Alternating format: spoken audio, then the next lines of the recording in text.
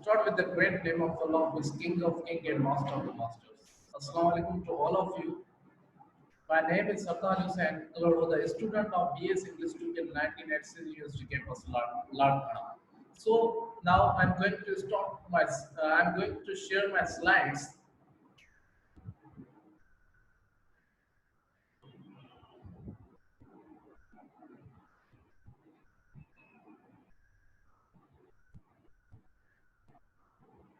So I have already introduced myself that I am Sartaj Hussain, the student of BS English 2 in 1986 University campus, Lardhana, the room number 32. So this is a video presentation which is given by the Substation of Sheikh Saab. So I have chosen the four topics: intensive and extensive listening, advantage and disadvantage of intensive and extensive listening, and intensive listening of live listening, and the forms of listening. So I'm going to start my presentation. So first topic of my first slide is the intensive listening and extensive listening. First, we know that what is the intensive listening and extensive listening. Within the classroom, within the boundary or within the classroom, whatever the activities are done, it is called intensive listening. And extensive listening, from the name you can also understand what is meant by the extensive listening. The extensive listening or out of the classroom or out of the boundary, whatever you do, whatever you learn, it is called the extensive listening. So let's see. And now we have to see what are the basic differences between the intensive and extensive listening. The first, classroom.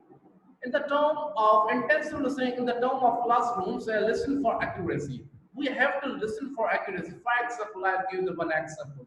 If a teacher we deliver the lecture, sir, we have to listen the voice of teacher very accurate. Does his language is good or wrong, good or wrong. That is called intensive listening. In the term of class code, the listen for accuracy. And the extensive listening in the term of class goal, the listen fluently. I'll give one example. For example, you see in auditorium hall, the different guests come there and their fluently, their dialect are amazing. We say our friend, for example, wow, what is language, what is dialect, how he was speaking. So it was the extensive listening in the term of class goal, listen fluently. So the next slide, the next is the listening. The intensive listening in the term of listening, answers and questions and study. For example, in the classroom, if a teacher he delivered the lecture, after the complete the lecture, we are asking the questions and answer from the teacher. So it is called intensive listening in the term of class goal, answers and questions. And extensive listening in the term of listening, get information and enjoy. For example, out of the class or out of the campus, we meet our friends, we only get the information. We only get the information what you want to say, or sometimes you get information from your friends, sometimes you get information from your friends, and sometimes you get information from other people, and you get into it because it's your personal information. That is called the extensive listening, and the term of listening, get information and enjoy. Number two is purpose. Intensive listening in the term of purpose, words pronunciation. I'll give you one interesting example. If a teacher he deliver his lecture, we will focus on his words and pronunciation because how he is speaking, how his language. We will only focus on the dialect of a teacher. But in extensive listening, in the term of purpose, we only focus on the meaning because out of the clause or out of the boundary, we don't know whatever we want to do because it's out of clause. We only wants to get a meaning that what he wants to see. It is called the extensive listening in the term of purpose and meaning. Focus. Intensive listening in the term of focus, teacher's choice, because teachers have authority. He is a leader of the class. It's depend upon teacher whatever he wants to teach us, whether he teaches related to the material or out of the material. It is depend upon teacher because the teacher have authority. That is why the intensive listening in the term of focus, teacher's choice. But in extensive listening, You focus on yourself. You focus on yourself because it's because, for example, you're at home and get some books and you read it. It's your choice that whatever you want to study, because no one force you to study or this or this. It means you feel the easy because it's your choice. Next, the material. Intensive listening, in the term of material you can say the syllabus. The syllabus. For example, in the term of intensive listening, in the term of material difficulty, material means a syllabus. I'll give you the one examples. I have studied in City University campus, Larkana. We have got the six subjects. We have got the six subjects. Six subjects. It's just too easy because we have to focus on the sixth subject, and the subject we have got the different knowledge from the different books. It's too difficulty because syllabus is the too difficult. Syllabus is a huge syllabus. That's why it's the too difficult. But in extensive listening, in the term of material, means it is depend upon you whether you study or not. It's a lot of, because material is a lot of, out of the class, out of the boundary, out of the another thing, that whatever you want to study, it's depend upon you. And amount, you can say easily amount means a time. Intensive listening in the term of amount is not much. For example, there is a sixth subject. I have got the sixth subject at St. University campus, Florida, and each teacher had 45 or 50 minutes. It's not so much because there is a huge difficult syllabus. That's why it is not a huge time. It's not much time. That is why, but in extensive listening, in the term of amount, comfortable. It is depend upon you whether you study or not. Because out of the boundary, no one will see you that what are you doing. Number seven is a speed. I'll give them one example. For example, when the intensive listening in the term of speed is uncomfortable. For example, one teacher in one of the 100 speed, and he teaches the students in 100 speed, but some students are uncomfortable because the students are not get what the teacher wants to say. It is called the intensive listening in the term of speed is uncomfortable. But in extensive listening, in the term of speed, stop if you don't like. For examples, we are in gathering with friends. I don't like the voice of my friend. I said to him, stop. I don't like your voice. So don't be irritate me. So it's depend upon you whether you stop or listen. Number eight is intensive listening. Use the dictionary. We have to use the dictionary because sometimes the teachers use the difficult vocab. So we have to use the dictionary. But in extensive listening, no dictionary. It is depend upon you whether you use or not. But it's not forced to use the dictionary in extensive listening. So now we have to come on the second topic, the advantages and disadvantage of intensive and extensive listening.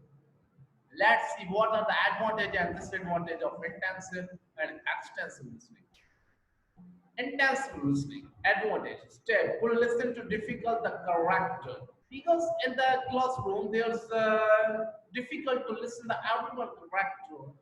But second is the live interaction change the speed. Interaction because whether sometimes you are the teacher is going to start the teaches the students, but sometimes the students are making a noise. So teacher is a disturbance, interaction and the change the speed. It is depend upon the teacher whether in the classroom we have to change the speed. For example, sometimes the teacher teaches the students if he speak slowly, then no one is you can say simply you can say that no one students get what the teacher wants to see. Means there is an advantage. But in disadvantage, unsure here equally well in big class. Take the examples that in intensive listening, there's a 50 plus student, but in the classroom, in one classroom, there are the 50 plus students are studying. But there's an unsure here equally in the big classroom because everyone is not intelligent or sharp-minded without interactions. But in advantage, there's without interactions, too much time to do preparation. And intensive listening, the disadvantage of intensive listening, there's the if a teacher he gives the assignment and he say prepare, that means we get a too much time. Sir, please leave me today, inshallah, I will try my level best. So it's a too much time to do preparations. And extensive listening. What are the advantages? What are the disadvantages of extensive listening? Advantage, more chance to listen, because out of the class, out of the boundary, out of the campus, you have the more chance to listen everywhere, because it is depend upon you that whether you listen or not. More language obtains, because for example, out of the campus, there's a, for example, you take the examples of my friend, but his dialect, his tone, is tone, whether he speak English, his tone like Sindhi. Uh, what are you doing? So there's, for example, what are you doing? It means like that. Lot listening activities. For example, take the examples of Eid in a stadium or in Samara Hotel and Sapna Hotel where the festival celebration. There's a lot of activities you got there and share the knowledge, improve the vocabulary and grammar. Because out of the class you get to improve the vocabulary, grammar, whatever you want. It's depend upon you. And the disadvantage is the low motivation due to the uncertain level. Because in intensive listening, the teacher will say, "All right, don't confuse. Inshallah, everything will be done." But in extensive listening, the advantage is a low motivation due to the uncertainty, because there's no any teacher. But parents say, "All right, Inshallah, everything will be better." But low motivation. The language usually unnaturally, because sometimes the students are using the Chapoli language, are using the any kind of the, you can say simply, you can say bad language using, that is called the language uses unnaturally. Difficult yet evaluate. So these are the examples of these are the advantage and disadvantage of intensive as well as the extensive listening. Number third topic is intensive listening and live listening. There's a fourth thing: reading aloud, interview, storytelling, and conversation. Let's see what will be happened. Number one, reading aloud. A teacher read aloud to the class and the student listen. Because you can simply say that it is a responsibility of teacher to speak aloud in the classroom, that the student, whether that the student can easily hear that what the teacher wants to say. Sometimes there is a habit of some teachers, he speaks slowly. So some of the students are feel uncomfortable. Feel the uncomfortable because the teacher speaks slowly, so the student cannot get something what which is taught by the teacher. Number second is the storytelling. The teacher tells the story to the student at the any stage of the story. For example, there's one story that I'll give the one example. There's one story that the teacher says that there's one story that there's one hero and heroine. The heroine is kidnapped by the kidnapper, and the hero will save the heroine. So what will be the next? It means simply you can sense that create the suspense, to create the suspense. I've asked from you that what will be the next. You say the hero will fight the villain. So you can say means create the suspense. It's in storytelling. Interviews. From the name, you can also understand what is meant by the interviews. It is the formal setting in which a questions and answers are asking. From this pic, you can also understand that what is meant by the interview. It is a formal setting in which the questions and answers are asking. In the classroom, that is also be the taking the interviews. Interviews. And number four and last is a conversation. Conversation is a basically interaction, communication between the two or more than two persons. Simply, you can say it is a interaction, communication between the two or more than two persons. It is called the conversation. The last topic of my presentation, that is forms of listening. Number one is a pre-listening. Number second is listening, and number two is a post listening. Number one is first. Now we say what is a listening. First, we know what is a listening. You hear anywhere from anywhere or anywhere you listen, whatever it's called a listening. Now we say what is a pre-listening. A pre-listening interrupt expectations, assumptions before listening. Visual, drawing, photo, and audios. It is. These were the examples. Pre-listening means before listening, you prepare yourself physically as well as mentally. That is called the pre-listening. And a listening, it is a process in which something is heard. It is a process in which something is heard. It is not necessarily what you are hearing. No, but it is a process in which something is heard. And number third is post listening. Post listening asks the students through providing the questions to the encourage the discussion about how the speaker message related to that. I'll give them one examples. There's one video, there was students are done the listening. Means after the listening, if a teacher will ask from you that what the hero wants to say, what this big wants to say, means answers and questions are provoking. These are thoughts provoking questions of encourage the discussion that what will be happen in this big, or what will be happen in this video, or what will be happen in this big. So this is all about my presentation. So thank you so much. Thank you so much for being listening to me, and thank you to all. So please like, share, and subscribe my channel. So thank you so much.